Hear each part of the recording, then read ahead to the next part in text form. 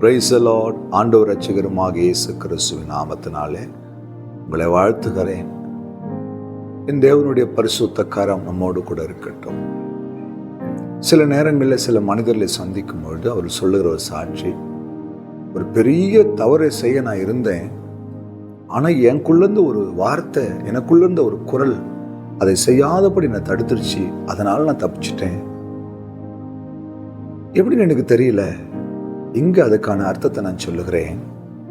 சங்கீதம் 119:11 நான் உமக்கு விரோதமாய் பாவம் செய்யாதபடிக்கு உமது வாக்கை என் இருதயத்தில் வைத்தேன்.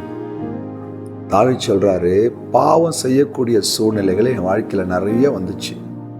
அப்படி பாவம் செய்ய என் வாழ்க்கையில அந்த எண்ணங்கள் வரும்போதெல்லாம் உடைய வசனத்தை என் இருதயத்தில் வச்சுட்டேன். இந்த வசனம் என்ன செய்யுதுன்னா, எனக்குள்ள உட்கார்ந்துட்டு என்னை அந்த பாவத்தை செய்ய முடியாதபடி தடுக்குது. அந்த பாவத்தை செய்யக்கூடாதபடி என்னோடு போராடுது, என்னை வழி தவறி போகாதபடி தடுக்குது. நல்லா புரிஞ்சுங்க, கர்த்தருடைய வேதம் இருபுறமும் கருக்குள்ள பட்டயம். அது அக்கினி, கால்களுக்கு தீபம், பாதைக்கு வெளிச்சம்.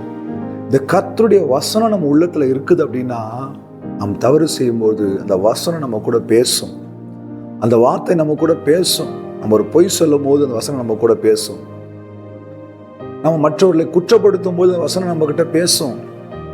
மற்றவர்களை நேசிக்காம, அன்பு இல்லாம நம்ம அப்படியே கடினமா நடந்து கொள்ளும் போது இந்த வசனம் நம்ம கிட்ட பேசும்.